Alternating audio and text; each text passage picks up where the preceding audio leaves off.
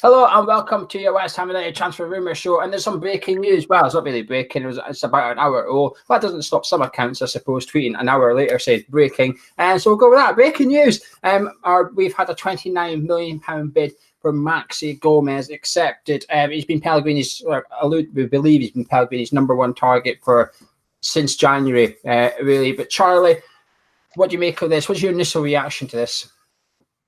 It's sort of mild shock that we seem to continuously just sort of be working away in the background. The Gomez one we knew about, we know that, but the other one's sort of more of a shocking thing to me.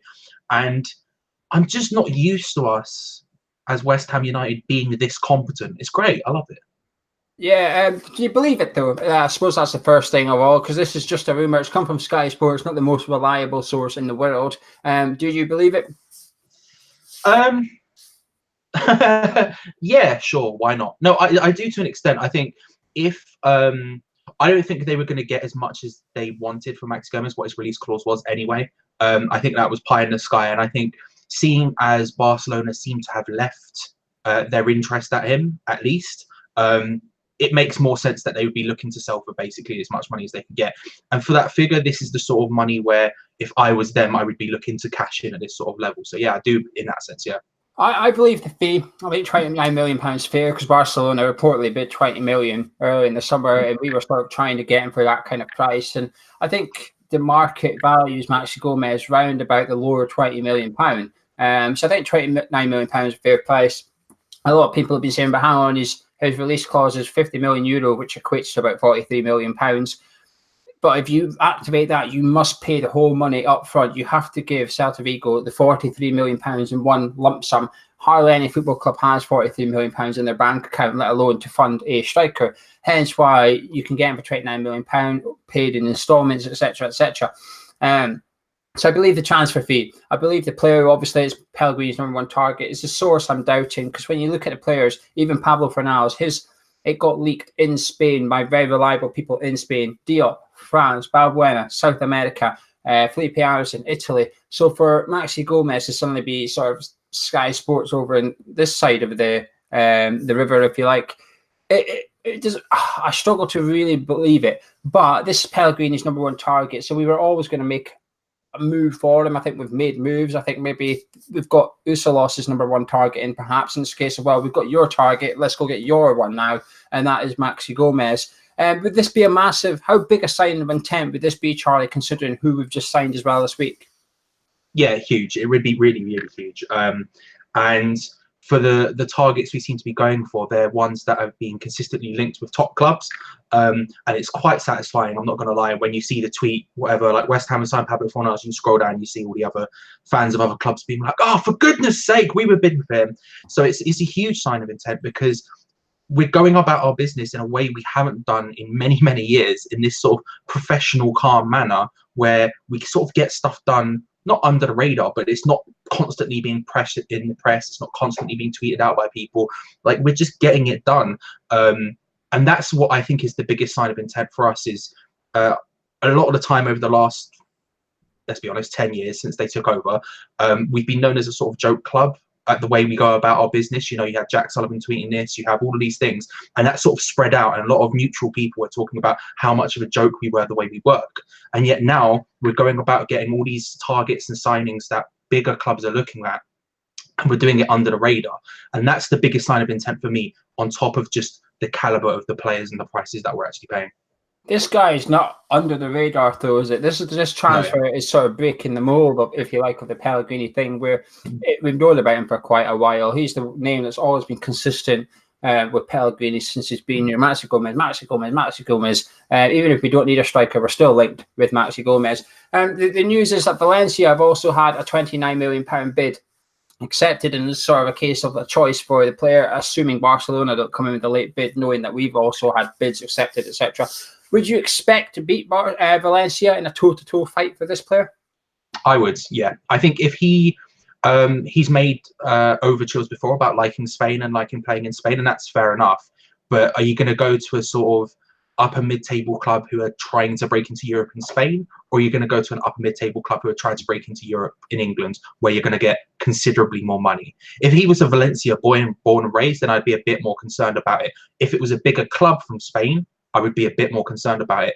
But I'm not really. I think if I'm him and I'm looking at the two options, obviously not being a West Ham fan in that case, I would pick us, because not only are we probably a bigger club in general right now, I think we also could pay him an exorbitant more amount of wages than Valencia could. And on top of that, if he does well here, if he backs himself ability-wise and he does well here, he's more likely to earn even more money and get a bigger transfer from us than he would from Valencia, where he would be in a very sort of similar position to what he would be in Celta Vigo, albeit not in a relegation battle. Did Valencia not qualify for the Champions League this year? I don't remember off the top of my head, to be honest with you. I think they did. I think they've qualified for the Champions League, etc. I think this is a very difficult question for Maxi Gomez. Do you want... I'm going to go with what I think, and that's Champions League football. I could be wrong, but if I'm not, do you want to play it in Spain, where you prefer it? You know you can do the business in Spain, possibly Champions League football, or do you want to come to West Ham for the money? I think the main attraction for West Ham for Maxi Gomez is money. You keep saying we're the bigger club. I don't know if we are the bigger club. I think we're maybe the better club, but I think Valencia is a huge football club. Of course, I don't. That's not to put Valencia down. They're obviously. I'm just going on sort of recent season trends. They have been sort of a very similar position in Spain to we are now, if that makes sense. Yeah, they're not like a giant like they were a few years ago, especially when Rafa Benitez was there, etc. But I do think they've got something about them in Valencia. I don't think it's an easy decision for them. But I do think one thing we maybe have in our favour is Pellegrini. Pellegrini will be able to, all you have to do is listen to what Pablo Fornals says, and that was about how sort of Pellegrini was one of the main attractions is why he come to West Ham. I mean, he will have the same lure to Maxi Gomez, hopefully, because we made it clear from day one. And if West Ham go for him, there's a good chance, unofficially, we've spoken to his agent, etc., to see if the player's interested, and we know the player's interested, hence why we're still continuing our pursuit to get him. But we can pay more wages than Valencia. We're richer than Valencia. When we did our video in January about who could replace Arnautovic, and we said Maxi Gomez, he's only 22. He's got another transfer in him before he can go to Barcelona. He can still play for Barcelona. We believe that's to be his sort of dream, if you like. Understandable. What player doesn't dream of playing for Barca or Madrid? But he can still come to West Ham for 2, 3, 4 seasons and then go to Barca and still be 26, 27 years of age. Barcelona buy players in their prime. Barcelona can afford to buy players at the peak. They don't need to not take a risk, but they don't need to go for a guy that's not quite the polished article yet. They can wait till they can let West Ham go and buy him, polish him up, if you like. Then they come in and think, well, we'll have that finished article now. Thank you very much. And it's probably better for them to pay an extra £30 million and get the complete striker than to buy someone and keep him on the bench, etc. But it's very difficult for Maxi Gomez. We'll wait and see. I'm trying not to get too excited about this, but it's Pellegrini's main transfer target, and that's what makes me want to get him. I want it because of Pellegrini more than because of Maxi Gomez, the player, if that makes sense. So I really hope we get him in. What a signing of intent this would be. We talk about next level. Pellegrini and Usalos are dragging us into the next level with these signings. Now, if that wasn't exciting enough for you, there's another player we're after. I spoke to Gonzo about him last week. Owen Ordan, or Joan Jordan in the English version. He's got a £13 million release clause, midfielder from Eibar. The other news is we have basically paid that. Now, a bit like the Maxi Gomez release clause, we will have to pay the £13 million up front in one lump sum, but that's a lot more doable than £43 million. Charlie, we were all thinking, hoping we get a centre midfielder. We've spent the big money on a more of attacking midfielder, but we're going after this guy. Do you think that was part of the master plan? If you like, we know we can pick up this centre midfield for £30 million, so let's go get the attacking midfielder. That costs a bit, but is still a bargain in his own right. Potentially, yeah. I don't know enough about him to really talk into specifics of where he plays, but as far as I'm aware, someone told us in a group chat earlier, he's a box-to-box midfielder. And in my head, in the back of my mind, I've sort of heard of him last year, and he's been a sort of more attacking-minded centre midfielder. So it's interesting in that sense. But again, I don't know enough to really comment on it. But 13 million is interesting to me because like 20 million would be punt money for Maxi Gomez for Barcelona. 13 million is around sort of punt money for us in this position. If you look at, say, if we sold Obiang, 8 to 10 million, that's most of that gone already. That's most of that done already. I think in that sense, it makes a lot of sense that we can roll up and activate that release clause and not really haggle a lot. And yeah, if we go for Fornals, who is just an out-and-out attacking midfield, that's just what he is. We've got this guy who can play a bit more box-to-box. That is maybe why we've spent so much there and then had a 13 mil in our back pocket for the backup or the second choice DM or whatever you want to call it. It makes a lot of sense now. And again, it just reinforces that sort of professionalism and that we have a plan for once. It feels like you can see the signings. You go, okay, I can see why we've done that. Then that leads to that. Then that leads to that. It all sort of makes sense in a grand scheme as opposed to just go taking punts and hot shots from everywhere, from wherever league. It's wonderful to watch. This is a deal that excites me a little bit. I never heard of the guy before last week, but he's got a reputation in Spain, if you like. And like I said on the show last week, I looked at his stats. His stats are very, very impressive. There's no obvious weak point from his numbers from last season and from Ibar. And you know, he almost looks like, I don't know, like the Spanish Joan Gomez to an extent, if you like, that he can play the role in midfield. He's almost like a, I don't want to say like Martin Noble, but that's probably the player he most is like at West Ham, if you want to compare characteristics, etc. And for 30 million, you said his punt money is right. And if he does well, if he comes to West Ham, he has a good season, like a Felipe Anderson style season, solid. All of a sudden, he's worth 30 million or something. You know, you more than double what you pay for. And this is what it's about. It's a long-term planning now, long-term strategy, buying young players with big reputations, lots of potential. Now, the 30 million is not big, but we're now finally paying for big fees, but the wages then sort of offset that because Maxi Gomez is supposedly only on like £30,000 a week or something. He could double his wages and he'd still be paid less than Bona.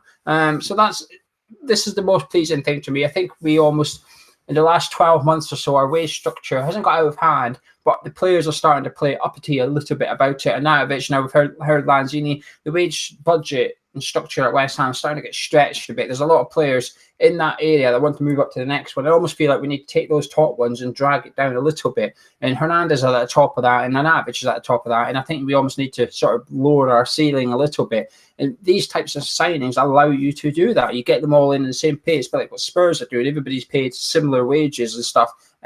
Arsenal used to do it under Wenger, where everybody got the same wage, regardless of if you were like the top player, and they had to break the bank for Ozil, and now look what's happened there. And it just feels like, I don't want to say common sense, but it feels a bit like we have a really good solid plan afoot. And if you look at it as a bulk deal, i.e. Fornals and Jordan as 40 million, if you like, and you're getting two positions, two first team players that can walk into your first 11 maybe, you just assume they would, hence why we're going for them. That's a bargain in this day and age. If you were to buy the equivalent in England, God knows how much it would cost you. You know, Harry Maguire, 90 million, Wan-Bissaka, 60 million, Sean Longstaff, 25 million. The guy's as good as he looks. I don't think he even made 10 appearances before he got injured for Newcastle, and he cost more than this Jordan, who's had a decent amount of appearances under his belt. This is fantastic from West Ham. It almost feels like Ustolos is playing real life FIFA, Charlie. Yeah, it's nice, isn't it? I quite. It's one that, like, I'd probably take the mick out of most people for when they sort of treat transfers a bit like FIFA. You see it on Twitter, they'll be like, oh, we sell this to get this done, as if like that's the sort of way it works. Kind of is being the way it works this year. And it's nice to just, again, it's that thing of just having a plan. It's just nice to see what we've done and go, okay, everything now makes sense. We're sort of popping in here and there and it makes sense. You can see it all, bang, bang, bang. The puzzle pieces have all come together and it makes sense in the grander scheme, both of what we tried to do in the window and what Pellegrini is trying to do as a team and as a team going forward. So it's a super exciting time, really, really exciting time. And we're getting it all done early. How nice is this? We might actually have a squad in like a week. What a time to be alive. Yeah, I mean, the transfer business would arguably, the main transfer business would be done by, you know, the 20th of June, for example. I mean, that would just take the pressure right off. One thing I'm really, really pleased is, if these rumours are true, is that we are spending before we sell. I always worry, you know, you heard those 30 million plus player sales. I was always worried, well, what happens if we wanted a player and we hadn't sold the equivalent players in terms of money in order to spend it? It almost, if the rumours are still true, £30 million, Plus, it sounds like we're just going to spend the money and then go, right, we need to now sell £20 million worth of players. But I have a feeling if these are true, we're selling someone. And I don't mean Obiang. I don't mean Hernandez, because you need to then replace Hernandez. I would not be surprised if someone's leaving, and I can only come to 2 players, and that's Lanzini and Antonio, through process of elimination, or perhaps Yarmolenko or someone obscure like that who Pellegrini's going to say it's just not worked out for him. Because we need to we're either spending more than what we expected, and the club have had Sean Wetson, an ex-West employee, over a battle big time with the transfer budget. But they're usually really reliable, those two. And if they are reliable, then that means we are going to, assuming this is true, sell about £20 million worth of players. And I know people say, well, Obiang, blah, blah, blah, blah, blah.